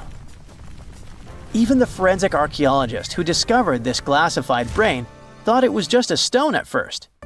He was studying the bones of our hero when he noticed something shining inside of his skull, right in the middle of all the volcanic ash that filled it. To his surprise, this thing was way more fragile than obsidian and smaller too, with some fragments being only a few millimeters large. He only figured this was part of that guy's brain after he took the glass to the lab. With the help of a microscope, he discovered that this was not a stone but an organic tissue, which is basically cells that form our organs. This organic tissue was made by protein, a molecule produced by living things like animals and plants. And this was not just any protein. This one was specific to the human brain because every organ is made of different types of protein. The researchers also found nerve cells preserved inside this glass, complete with the tendrils that help them receive and send messages. The microscope also showed what was left of myelin, a fatty substance that gives a speed boost to the messages traveling along the nerves. This isn't the first time scientists discovered preserved human brains. In fact, more than 4,000 brains have been found since the 17th century. It may not look like a big number, but keep in mind that finding only the brain preserved in a skeleton while the other organs are gone is not that common. You see, the human brain is actually the first thing that decomposes when we're 6 feet under, and it usually turns into liquid. When scientists stumble upon a human brain, it's usually dried, frozen, or literally turned into soap. A brain can be dehydrated if a person perishes in a place that is very hot, like a desert. Frozen brains are found, obviously, in places that are super cold, like polar tundras. A brain turned into soap may sound weird, but the saponification process is not that rare. You need a lot of fat and oils to make soap, and the human brain is filled with this. It's a complex process, but if you find a brain that turned into soap, it must have been buried in a place that is very wet and has little oxygen. Back in 1982, for example, construction workers found dozens of human skeletons in a pond in Florida. They were all 8,000 years old, and 91 of them actually had their brains still somewhat intact. And by intact, I mean they turned into jelly soap. During the 2000s, the brains of 45 people were found in Spain, preserved because of this saponification process. This discovery helped researchers understand the chemical composition of the brains and even the weather conditions of the moment when these people passed away. Scientists also discovered two 3,700-year-old brains in Turkey that belonged to a middle-aged man and a teenager that were trying to escape an attack on their city. This time, the brains turned into charcoal because of a super hot fire. And even though their skulls preserved the brains in this state, the heating and cooling process was probably not intense enough to glassify them. But this? It's the first time in history that scientists have found a brain that naturally turned into glass. It's like finding a unicorn, but in a more scientific way. So what does this discovery mean? Well, for starters, it gives us a glimpse into the lives of those who existed such a long time ago. Secondly, it taught scientists an amazing way to preserve the human brain. It also shows just how powerful nature can be. Powerful enough to turn a brain into glass, but delicate enough to preserve it for thousands of years. So, let's give a shout out to the young man who unknowingly contributed to science. He probably had no idea that his brain would one day be the star of a groundbreaking discovery. His tragic end has given us a fascinating peek into the past. The most exciting accidental discovery I've made in my life was a $10 bill in my old winter jacket. Some folks are luckier though, as they find underground cities from centuries ago or make inventions that turn them into millionaires. Velcro was invented after a routine walk in the woods. Kellogg's cornflakes were inspired by a chipped tooth, and Play-Doh saved a business empire from falling by chance. Back in 1998, electrical engineer John Williams found something that looked like an electrical plug sticking out of the ground. He started digging and noticed that it was stuck in a small rock.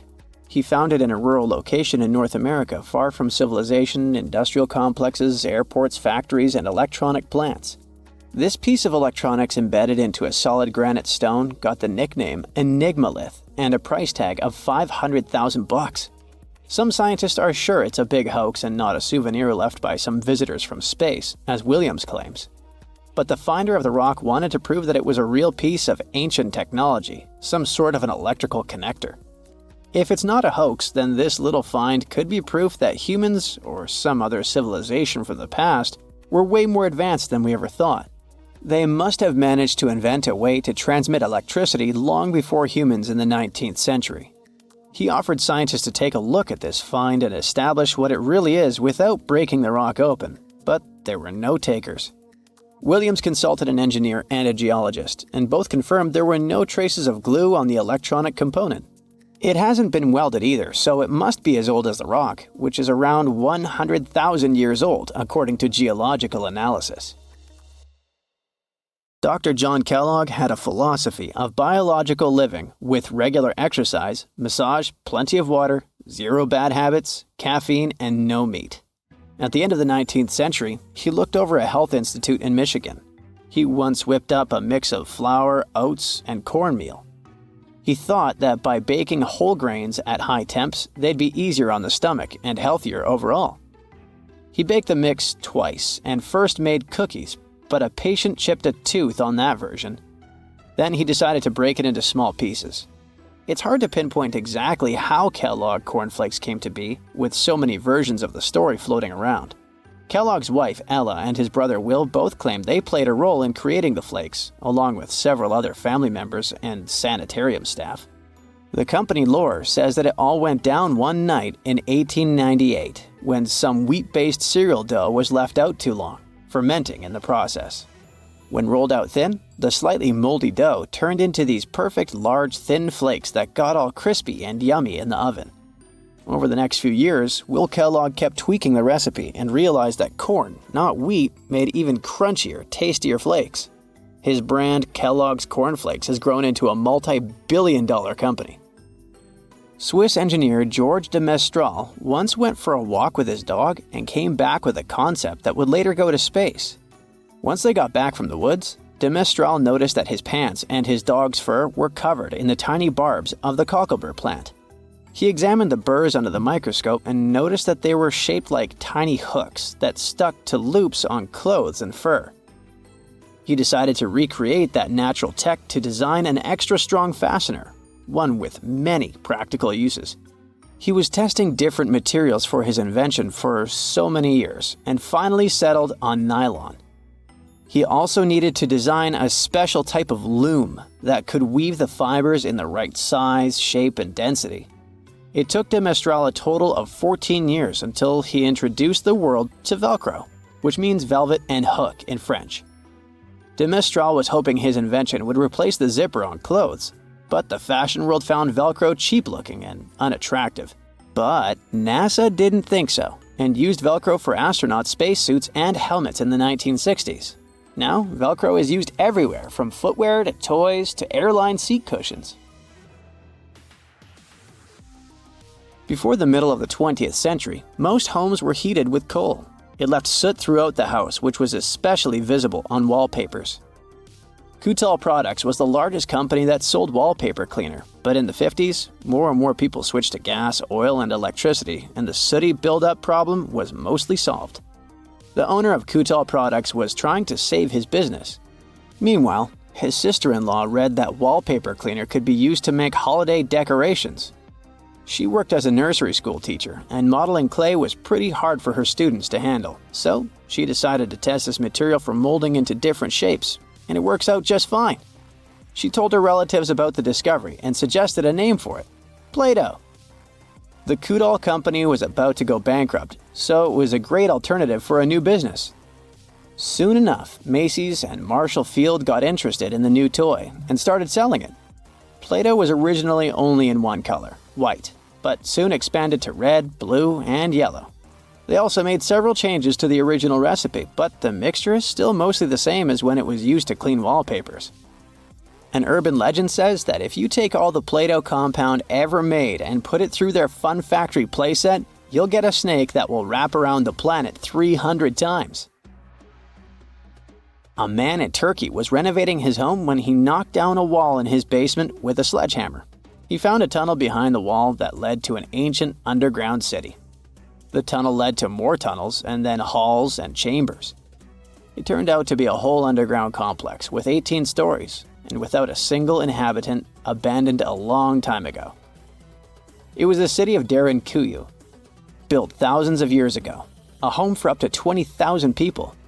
Whoever built it had great skill, and it's rather easy to build tunnels out of the soft rock, but cave-ins are a big risk. None of the floors at Derinkuyu have ever collapsed. The city had a complex ventilation system with over 15,000 shafts. The upper levels had the best ventilation and were used for living and sleeping quarters. The lower levels were mainly used for storage, but they also had a dungeon. In between, there were room for domestic animals, a school, a convent, and small churches. John Martin, a forestry professor, was out exploring a forest in Wisconsin one night. He was shining a UV flashlight up into the canopy to spot lichens, fungi, plants, and frogs that glow under the UV light. Then suddenly, he heard a flying squirrel chirping at a bird feeder, pointed the flashlight at it, and saw it light up pink. The professor told his colleagues about it, and they decided to investigate further.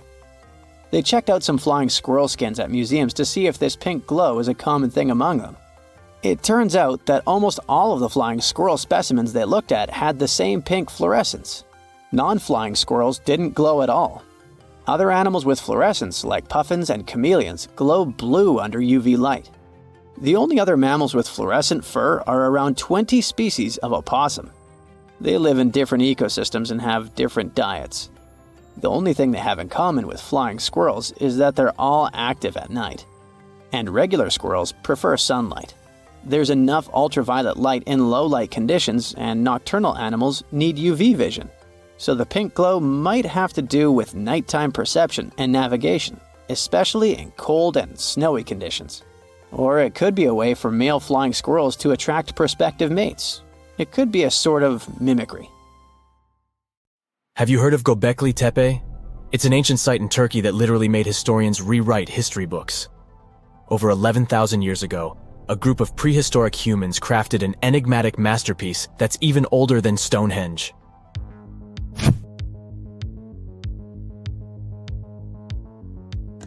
Before its discovery, Archaeologists believed that people didn't know about iron and weren't good at making pottery. They were sure that settled life only emerged with the need for agriculture.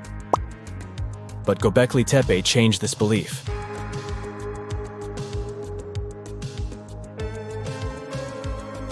The place has revealed that it was the temple that paved the way for a settled life, not agriculture.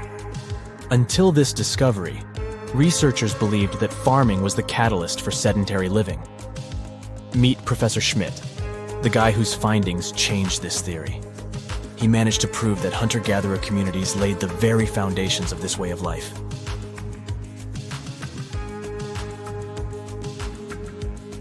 Back in the 1960s, other archaeologists visited the area, but they totally missed the mark. While surveying the region, they stumbled upon a hill with scattered limestone slabs and concluded it was just an old burial ground from medieval times. Little did they know that there was so much more to uncover.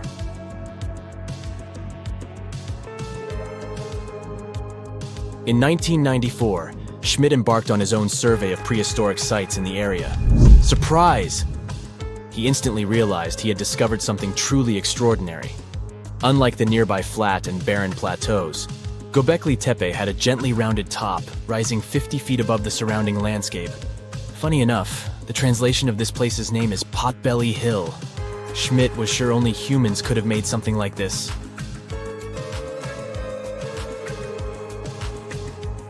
Those broken limestone pieces that were mistaken for gravestones turned out to be way more exciting. It was like stumbling upon a hidden treasure. The pieces took on a whole new meaning, and Schmidt with his team was about to dive into the secrets waiting beneath the surface. To their surprise, they found no traces of a settlement, no hearths for cooking, no houses, and none of those adorable clay figurines commonly found in nearby sites of similar age. However, they uncovered that those ancient people used tools like stone hammers. So, Schmidt and his team put their heads together and took a wild guess at the age of Gobekli Tepe's stone structures. Their estimation got backed up by some limited carbon dating done right at the site. The ancient vibes of this place were finally starting to make sense. It was like a puzzle slowly coming together.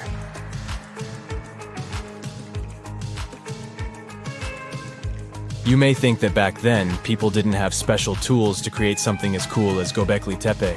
Not true. Turns out, these prehistoric folks used flint tools instead of fancy metal chisels. They were also skilled at chipping away softer limestone and crafting pillars right on the spot.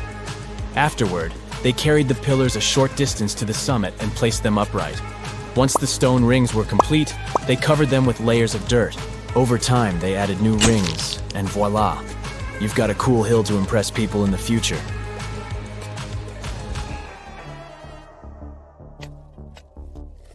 During their first year of excavation, the team went through 15,000 pieces of animal bones from wild creatures.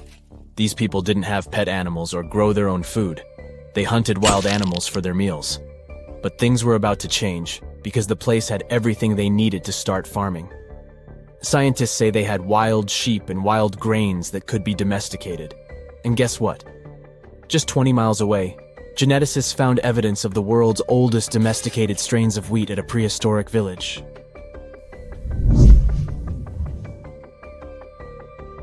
These amazing findings have completely changed how we view civilization. In the past, experts believed that people needed to learn how to farm and settle in one place before they could build temples and develop complex societies. But guess what? Schmidt's research flips that idea on its head. He claims that the incredible effort put into constructing these astonishing structures actually set the stage for the development of advanced societies. It means that societal and cultural changes happened before agriculture. Schmidt has this fascinating hypothesis about Gobekli Tepe. He thinks it could have been a special burial site where people left their loved ones. And here's the twist. The burial site was adorned with fancy statues and symbols representing deities from the spiritual realm. The idea that Gobekli Tepe could have served as a sacred place adds another layer of complexity to the whole story. While the site's true purpose may remain elusive, Schmidt's insights invite us to consider the profound interplay between life and the afterlife, and the deep reverence ancient hunter-gatherer societies may have had for their departed ancestors. Now let's talk about the stars of the show, the mesmerizing T-shaped columns that dominate Gobekli Tepe. These mysterious structures range from 10 to 20 feet tall and most likely represent stylized human figures. But one figure stands out from the rest, the three-dimensional lion relief. This depiction really fires up our imagination. Why? Because it hints at the possibility that lions roamed Anatolia during the Neolithic period.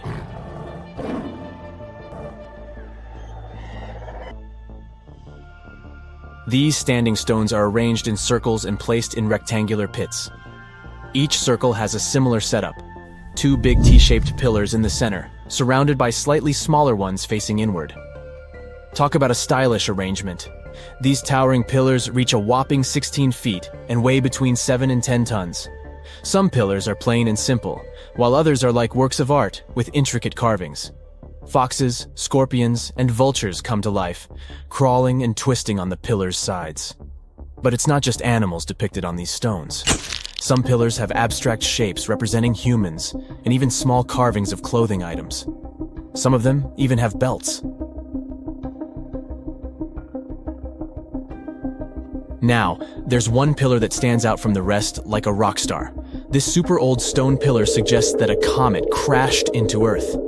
It happened during a chilly period that lasted about 1,000 years. Previous studies examining Greenland ice cores hinted at this comet theory, but now the carvings at Gobekli Tepe prove it right.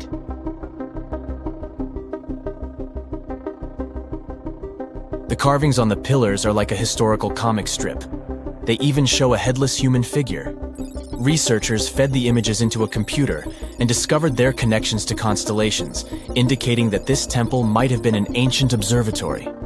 It's like our ancestors were trying to document this cataclysmic event in their own unique way. Archaeologists have been excavating and researching Gobekli Tepe since the mid-1990s, peeling back layers of history and providing us with a deeper understanding of the intricate relationship between various elements. They have no plans to stop the whole process for another 150 years. Who knows what else they'll find? You see, Gobekli Tepe has been labeled purely as a ritual site with no signs of domestic activities. We were led to believe that the absence of water meant it couldn't support semi-sedentary communities. But scientists believe it's time to shake things up and approach Gobekli Tepe with fresh eyes. It's time to question what we believed before and use new evidence and different ways of thinking. Like, there might have been a group of people living in the area who didn't stay in one place all the time. They moved around a bit but still had their own civilization, living in the area semi-sedentarily. Gobekli Tepe is not just home to a single temple, but an astounding collection of over 20 ancient structures. As archaeologists delve into the depths of this wonder, they are unraveling its unique layout, featuring two prominent focal points at the heart of each establishment, complemented by smaller structures and dividing walls. What's even crazier is that in this area, there are over 200 obelisks, which are narrow tapering monuments. It's 1898, and you're taking part in excavations in Saqqara. This place, not far away from Cairo, is full of ancient tombs and pyramids. You're in your Indiana Jones mood and hope to find something really phenomenal to become famous. Gold, manuscripts, treasure maps, mummies of famous pharaohs. Wait, a wooden bird? You're really disappointed as it looks like a regular toy. An old one, but still. Little do you know that years later, someone would propose that your bird was actually an ancient monoplane. So the artifact, nicknamed the Saqqara bird, is made of a sycamore tree. The birdie has a wingspan of just 7 inches and weighs around 40 grams. A perfect original souvenir from Egypt, I would say. It's over 2,000 years old and looks pretty plain, without any carvings of feathers or other intricate ornaments. It has a beak and eyes though, which makes our find look like a hawk, the emblem of the deity Horus. Its tail is rather unusual as it's squared, looks weirdly upright, and it seems like the sunken part of it was the place for a now missing piece. Humans love solving a good mystery, so there have been several attempts to explain the use of the birdie. First, quite simply, is that it was a ceremonial object. The second idea is that it was a toy for a child from some well-off family. It could have been some sort of boomerang, which was a popular concept in ancient Egypt. Then there was a theory that the bird had been used as a weather vane. But this one has been debunked as the figure doesn't have any holes or markings, except for the one made at the museum in Cairo to fix the exhibit on a stick. So there was no way to hang it in the past. Almost a century after the bird was found, Egyptologist Dr. Khalil Masiha proposed a new theory that it could have been a model of a monoplane. He believed the bird was missing a horizontal tailplane. Otherwise, it had its wings set at a right angle, similar to that of modern planes. It could have worked to generate the aerodynamic lift necessary for flights. Dr. Masiha also claimed that it was common at that time to place miniature models of technological inventions in tombs. So, did the ancient Egyptians really invent the plane in 200 BCE? That would make the Wright brothers, who are considered the inventors of aviation, really upset. They made one of their first flights only in 1903. There's just one way to know for sure, and that is to test the model. But you know, the ancient museum in Cairo would unlikely let one of their cherished exhibits fly around like a toy. That's why glider designer Martin Gregory built a similar model, this time of balsa wood, and concluded that even with the missing tailplane, the plane wasn't much of a flyer. Case solved? Not really. This didn't sound convincing enough to the History Channel, so they invited an aerodynamics expert to build another replica of the bird. He tested it in weather conditions similar to those in Egypt and was impressed with the little plane's abilities. So, if they did invent the prototype of a plane back in the times of pharaohs, it would be a good example of an oopart. That's an out-of-place artifact, an object that's way ahead of its time in terms of technology or history. And the Saqqara bird isn't the only example of such a revolutionary concept. In 1901, a group of divers retrieved the Antikythera mechanism from an underwater shipwreck near the Greek island of Antikythera. It's been dubbed the world's first analog computer, and it's currently dated around 100 BCE. The bronze mechanism could tell the position of the sun, moon, planets, and stars, as well as the lunar phase, the dates of upcoming solar eclipses, and even the speed at which the moon moves through the sky. No one's sure who used it and how or where it was made. But it's obvious that it's extremely precise and way too advanced for its time. The first flushing toilets in the world were invented in the middle of the 20th century. Just kidding. The ancient Minoans on the Mediterranean island of Crete and the Indus Valley civilization both came up with this brilliant invention at the same time, around 4,000 years ago. The plumbing and sanitation were so well done that no one managed to design anything better until 2,000 years later. One ancient Minoan lavatory was discovered at the Palace of Knossos. It looks like it had a wooden seat set over a tunnel that directed water from a rooftop reservoir to an underground sewer. Other varieties got water from jugs. Only the super rich people could afford all this glory. So if you wanted to shop for real estate back then, the flushing toilet would be a telltale sign you were in the rich neighborhood.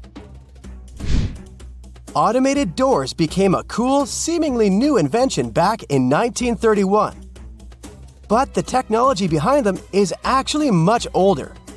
Think the 1st century CE old.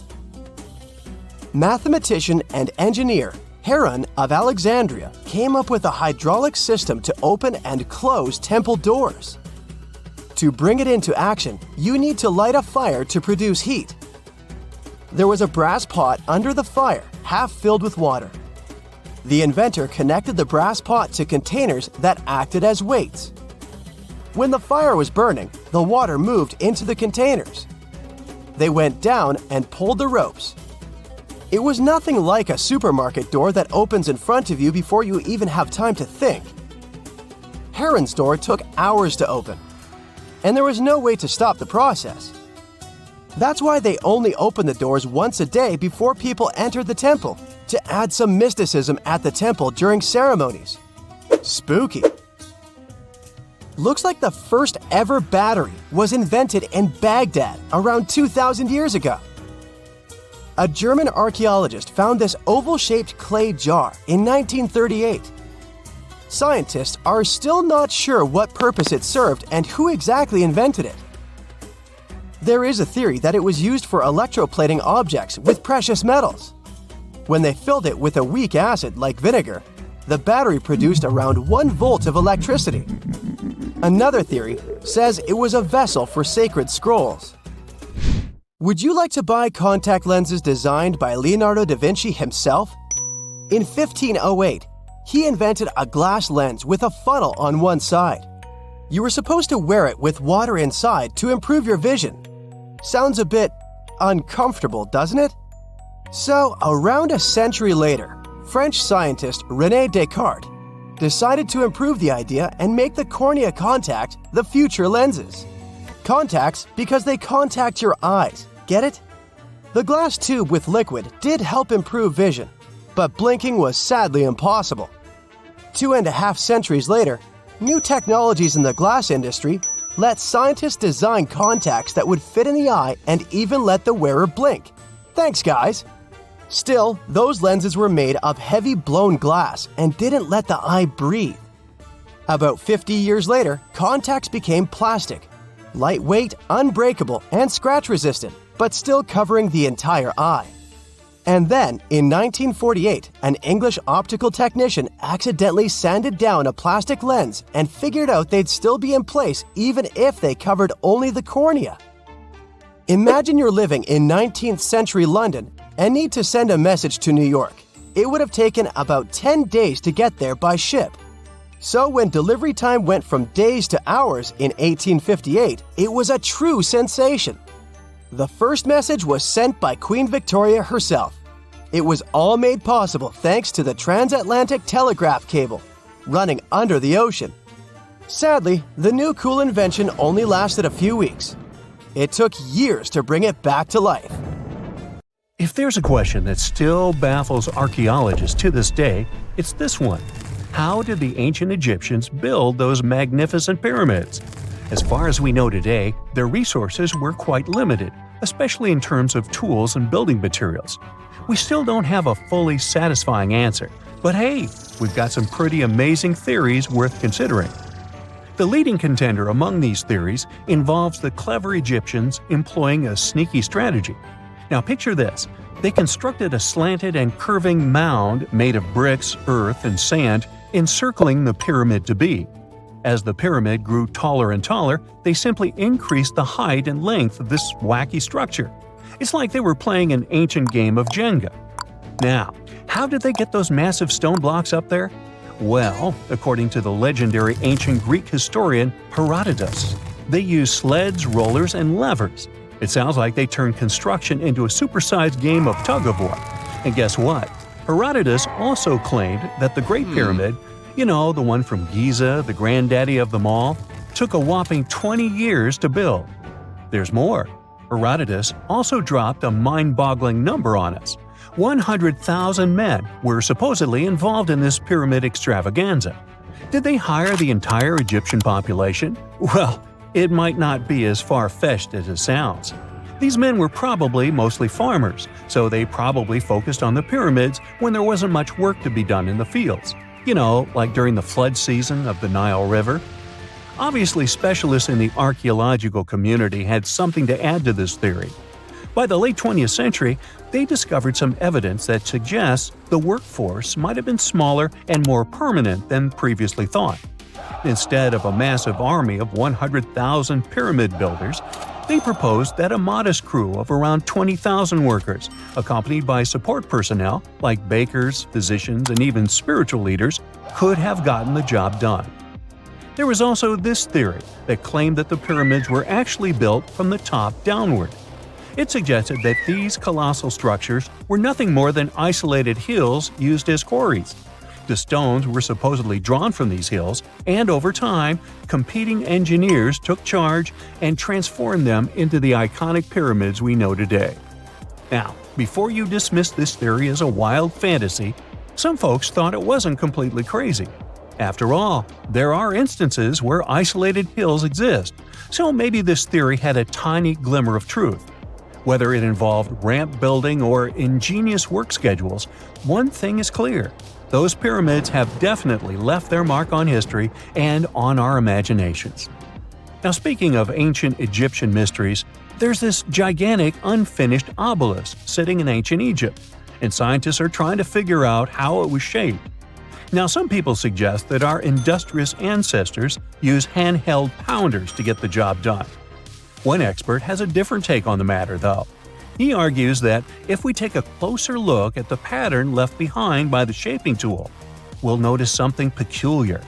The walls of the trenches surrounding the obelisk display a neat and even pattern, which is pretty unlikely if they were pounded away by mere mortal hands. According to this expert, those horizontal striations are usually the result of a tool that takes breaks while removing material, leaving its mark on the surface. But wait, there's more.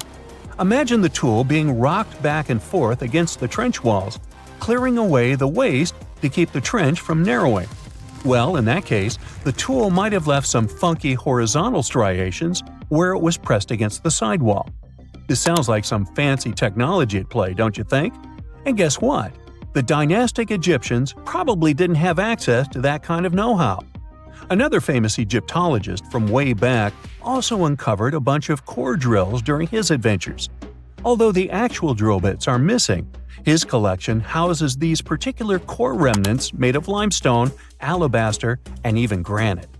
These constructions aren't the only amazing thing the ancient Egyptians left behind, though. As it turns out, the Egyptians were the genius minds behind the creation of the handheld mirror. Yeah, that little mirror you use every day to check yourself out. But here's the twist. These mirrors are like pieces of art. They were decorated with inscriptions and figures. But that's not all. The Egyptians had a serious concern with their appearance. They knew the importance of personal hygiene and looking fabulous. So, in their quest for pearly whites, they invented toothbrushes and toothpaste. Dental problems were pretty common back then, and their smiles weren't exactly all white. Dentistry wasn't their strongest suit, you see. Maybe their minds were distracted by all that pyramid building. So that doesn't mean those ancient toothpaste recipes weren't amazing. One delightful concoction included rock salt, mint, dried iris petals, and pepper. Some brave dentists in the 21st century tried it out, and it worked pretty well. Ground-up ash was also used in another recipe to create a tooth cleansing paste. Mint was missing, so that didn't do much for their breath. That's when the genius Egyptians came up with the world's first breath mints. They made tablets from heated spices like cinnamon, and they mixed it with honey. Now, let's shift gears to home decor, Egyptian style. They surely took ornamentation to the next level. While the concept of decorating furniture started in Mesopotamia, the Egyptians cranked it up a notch. They went all out with different colors of ink and even developed various weights of paper. Oh, and let's not forget about those cute little area rugs we all have in our homes today. Guess who came up with the idea? Yep, the Egyptians. They used the versatile papyrus plant to make those cozy rugs. And speaking of trends, the Egyptians loved their knickknacks. They had an assortment of small figurines in the shapes of cats, dogs, and people. These statues were made from various materials, like simple sun-dried mud to the ultimate bling of gold. It all depended on how loaded you were. The Egyptians were also all about farming, and they knew that clean water was crucial for their crops and animals. That's why they came up with some nifty inventions and techniques to make sure their land was fertile and their plants were happy. First off, they had the genius idea of using ox-drawn plows. They had two types of plows, heavy and light. The heavy plow would strut its stuff, cutting deep furrows in the soil, while the lighter plow followed behind, fluffing up the earth. But they didn't stop there. After plowing, the Egyptians would break up clumps of soil and sow the rows with seeds. To give those seeds a good old squish into the pharaohs, they'd march their livestock across the field, effectively closing up the furrows. But hey, all that hard work would be pointless if their seeds were as dry as the Sahara. That's where irrigation comes into play. The Egyptians were so good at it that other cultures, like the Greeks and Romans, couldn't help but copy their techniques. Now let's switch gears and talk about the marvelous architecture of ancient Egypt. These folks weren't just skilled farmers, they were also architectural maestros. They built these fancy canals to carry water to farms and villages, and boy, did they know how to make those canals look pretty. Just imagine strolling along a canal lined with ornate structures. The pharaoh Ramesses the Great was quite the overachiever when it came to construction. One of his mind-blowing creations was the construction located at Abu Simbel. This building was designed so that twice a year, the sun would shine directly into it and illuminate the statues of Ramesses. And let's not forget about the corbelled arch. Without this architectural gem, we'd be missing out on some mind-boggling structures like the Great Pyramid. The Egyptians knew how to make things stand tall and proud, thanks to their engineering and construction wizardry. They built grand halls and inner sanctums that make your jaw drop. And some of these temples doubled as astronomical observatories.